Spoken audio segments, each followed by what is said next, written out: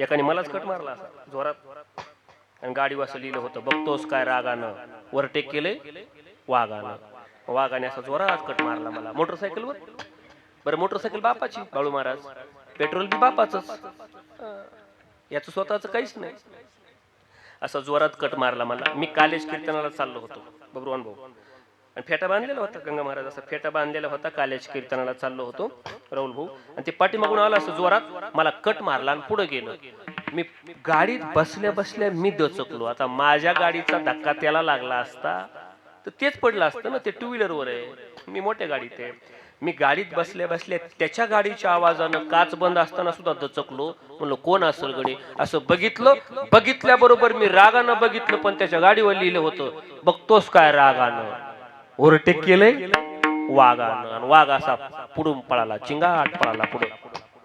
15 kilometre पुढे गेला आणि तिथल्या एका फाट्यावर थांबला, टपरीवर असा, आणि 2-3 पुढे त्यानं टपरीवरल्या घेतल्या, गोवा मावा अशा अशा संगच फाडल्या त्यानं. 3 पुढ्या जणू वाघ फाडलाय असा, तोंडात टाकल्या मावा तोंडात. वाट बघत होतं बाबा कधी येतोय मागून. ए बाबा म्हणजे आता फेटा बांधला त्याने, ओळखील कोणीतरी बाबा गाडीत बसलेला.